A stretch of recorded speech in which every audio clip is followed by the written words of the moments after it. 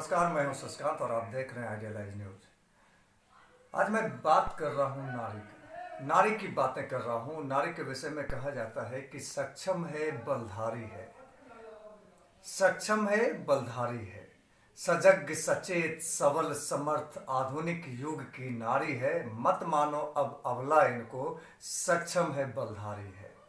बीत गई वो दिन बीत गई वो दिन जब वो घूट घूट कर जीती थी, कुछ न कहती सब कुछ सहती थी और आंसू की घूट पी करके सह के रह जाती थी। तो इन सब चीज़ों से बाहर निकलकर हमारे पूर्णिया की एक सशक्त महिला सामने आई हैं, जिन्हें न नाम का कोई मलाल है, न पहचान का मलाल है। मैं ऐसा इसलिए कह रहा हूं कि ये आज तक ना किसी पद से खड़ी हुई है और ना ही इच्छा रखती है पद से खड़ी होने की, किंतु इनके दिल को समाज सेवा करना बहुत ही अच्छा लगता है। जी हाँ, मैं बातें कर रहा हूँ पूर्णिया शहर की जानी मानी चेहरा हिना सईद मैम का। और हिना सईद मैम कई काम कर चुकी हैं शहर में। बच्चा जेल में जाकर के काम कर चुकी हैं, सब दाह में जाकर के काम कर चुकी है, कई सब जलाने का ये काम करवाती रही हैं। जो लावारिस लाश मिल रहे हैं उनके विषय में देहदान नेत्रदान का काम करवाती रही हैं। ये अभी कुछ समय से कुछ संस्थाओं से जुड़ करके काम कर रही है। वह देहदान दरीची संस्था से जुड़ के काम कर रही है, रविंदर शाह जी के अमेरिका से जुड़ के काम कर रही है, ह्यूमन राइट्स से जुड़ करके काम कर रही है और ह्यूमन राइट्स की ये महिला अध्यक्ष हैं अभी। तो आइए इन्हीं से मुखातिब होते हैं और इनके मुंह से जानते हैं कि इनको समाज सेवा करना क्यों अच्छा लगता है, जबकि इनके पास ना ही धन की कमी है और ना इनके नाम की कमी है, ना इनको नाम की कमी है, ना पहचान की कमी है। तो फिर समाज सेवा करना क्यों इनको अच्छा लगता है। मैम नमस्कार, आपका स्वागत है। मैं चाहूँगा कि सबसे पहले आप अपना संक्षिप्त परिचय हमारे सूर्य दर्शक को दें। मैं हिना सईद हूँ, बस समाज सेवा करती हूँ। थोड़ा बहुत इन लोग तो यार तारीफ कर देते हैं, यही परिचय है। बस पूर्णिया में रहती हूँ। मैम बहुत सारी महिलाएं हैं और आपसे भी ज़्यादा रिच महिलाएं हैं इस शहर में। तो आखिर ऐसा क्या हुआ आपके जीवन में कि आप समाज सेवा करने लगे। लोग तो ज़्यादातर जो है अपने शौक पे पैसे उड़ाते हैं। देखिए, ये अपने अपने दिल की बात है। मेरा तो ये मानना है, हमको शुरू से मतलब कि बचपन से या कहीं अपने परिवार के लिए करना, कोई भी हमारे यहाँ आते थे उनके लिए करना, तो ये चीज़ होता गया। और किसी भी को देख कर कि कोई अगर परेशान है या कोई किसी को मेरी ज़रूरत है, जहाँ तक हम कर सकते हैं सोचते हैं कि उसकी मदद करें। बस यही करते करते अपने आप होता गया, तो बढ़ते गए आगे। हम थोड़ा संक्षिप्त परिचय में ये चाहूँगा, आपके कामों का संक्षिप्त परिचय चाहूँगा कि अभी तक जो आपने जो काम किया है। अभी विगत कुछ दिन पहले मैं एक न्यूज़ चैनल में भी देख रहा था, अखबार में भी देख रहा था कि आपने एक काम किया था। वो क्या क्या काम अब तक आपने किया है, ये बताएं आप। देखिए, असल अगर पहचान अगर मिली है मुझे यहाँ पूर्णिया में, तो उसे तो मैं बच्चे का आश्रम हुआ या वृद्धाश्रम या महिला जेल, वहाँ पे मैं जाके बहुत सारा काम कर चुकी हूँ। महिला जेल में तो मैंने वहाँ पे 2-2 सिलाई मशीन दिया और वहाँ पे एक लड़की को रखा सिखाने के लिए, उन लोगों को सिलाई सिखाने के लिए। बहुत सी कैदी जो है वहाँ पे सीखी भी, इसलिए सिखाया कि वो बाहर निकल के अच्छा करें, कि फिर दोबारा वो ऐसा काम न करे कि उनको वापस आना पड़े। और फिर जैसे जो रोड के किनारे पड़े हुए बहुत लोग मिल जाते हैं, मैं से कहीं जा रही हूँ या किसी ने मुझे फ़ोन किया कि मैम यहाँ पे कोई है पड़ा हुआ, उसको उठा के लाना, उसको फिर चेकअप करा के, चाहे तो उसको जिस तरह के है, वृद्धाश्रम हो या शांति कुटीर हो, जहाँ भी उनको अगर, तो फिर वहाँ पर जाकर पहुँचाती हूँ।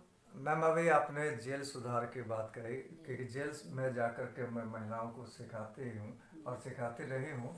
तो आखिर ऐसा आप क्यों किए, जबकि लोग हे दृष्टि जाते हैं, उनको जो है दृष्टि से देखने लगते हैं, और आप में ये जज्बा कब आ गया, क्यों आ गया कि आप जाकर के जेल में सिखाने। देखिए, पहले मैं भी नहीं जानती थी। जब मैं जेल के अंदर गई, देखा ऐसा नहीं कि उसमें सब गुनाहगार ही हैं, कुछ लोग ऐसे भी हैं जो बेगुनाह हैं। और सब की बात देख कर जानकर जो बहुत बहुत दिन से वहाँ पे हैं, तो सोचा कि लोग के लिए कुछ किया जाए। तो लोग से पूछा, भाई तुम लोग सिलाई सीखोगी? तो बहुत सी उसमें थी कि हाँ मैम सीखेंगे।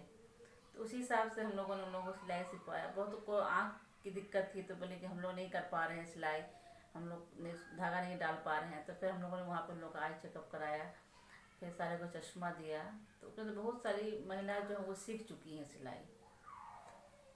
मैम अभी हमने देखा था कि थाना प्रभारी का काम होता है जो भटक जाते हैं उनको राह तक पहुंचाना, लेकिन थाना प्रभारी का भी फोन आपको आता है ऐसा हमने सुना था, या रविंदर जी को आता है, और तब जा करके आप समाज सेवा का काम करती है।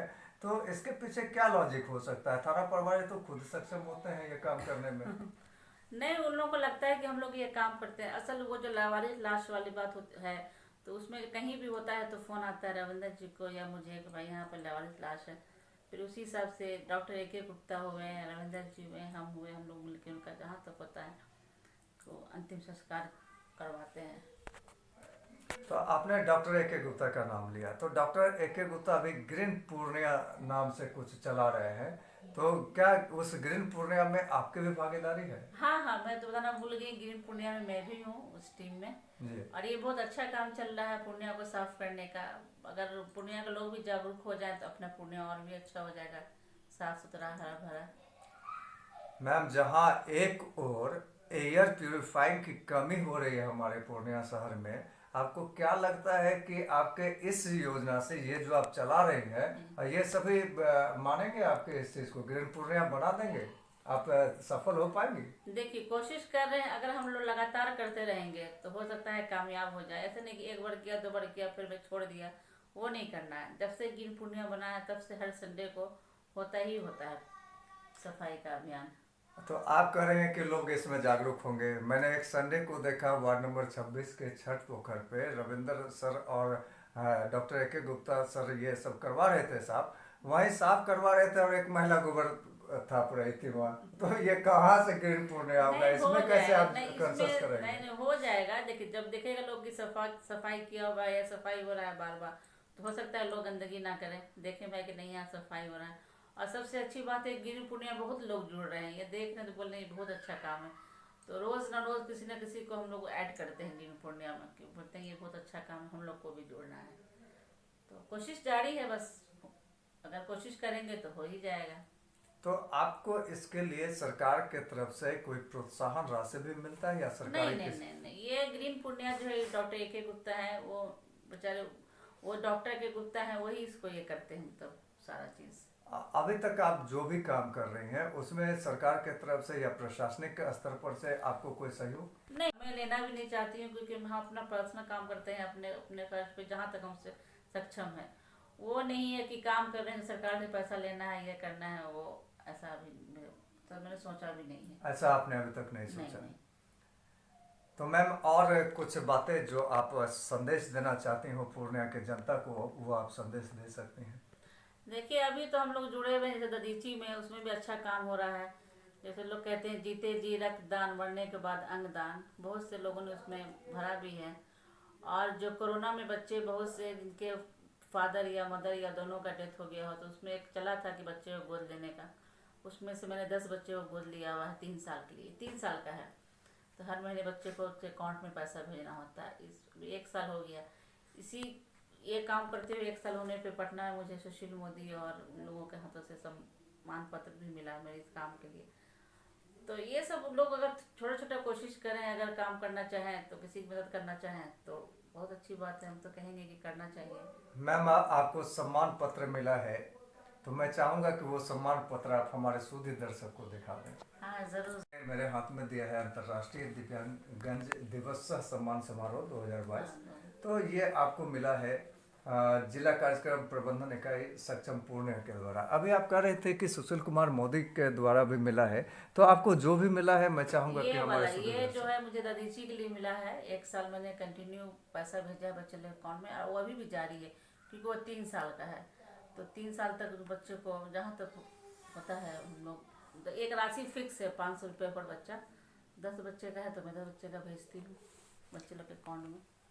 और जहाँ तक मुझे याद है कि आपने एक बार यहाँ पे शिविर भी लगवाया था शायद, उसमें आपने शहर के बहुत सारे बच्चों को गोद लिया था। हाँ, तो ये वही प्रोग्राम था। अच्छा, तो ये रखी वही जी, हाँ, प्रोग्राम मैंने था। उस सब बच्चे को बुलाया था मिलने के लिए कि एक बार देख लूँ कि कौन सा बच्चा है नहीं है। जी। जो उसके गार्जियन जो थे, जो उसके साथ आए थे, वो कौन है, पैसा सही जगह जा रहा है कि नहीं, इसलिए मैंने सबको बुलाया था। तो एक आखिरी सवाल आपसे मैं करने जा रहा हूँ कि आपके साथ में बहुत सारे समाज सेविकाएं घूमती है, चाहे आप मैं नाम नहीं लेना चाहूँगा, बहुत सारे समाज सेविकाएं घूमती है और उनकी इच्छा है कि हमें कोई पद मिले और किसी दल से जुड़ जाएं, लेकिन आपकी ये इच्छा नहीं है कि हमें पद मिले, दल से नहीं जुड़े, क्यों? आखिर ये इच्छा तो सबको होना चाहिए। देखिए, हमको तो बहुत लोगों ने बोला कि आप मेयर में खड़ी हो जाइए, उप मेयर में खड़ी हो जाइए, लेकिन नहीं, मुझे अभी कोई पद नहीं, कुछ ऐसा नहीं करना है। जो हम कर रहे हैं उसी में हमको बहुत अच्छा लग रहा है। और पद जब बाद में देखा जाएगा, अभी ऐसा कुछ भी विचार नहीं है मन में कि हमको इलेक्शन लड़ना है या हमको मेयर बनना है या उप मेयर बनना है। ऐसा कुछ भी नहीं है अभी। ये थी हमारे साथ हिना सईद मैम।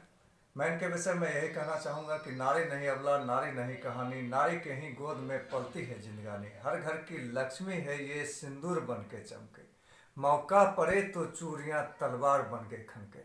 मैं इससे इसलिए भी कह रहा हूँ कि अगर आप मुझे देख रहे हैं तो आप इनसे प्रेरित हों, घर से 2 कदम बाहर निकलें और कुछ न कुछ करें।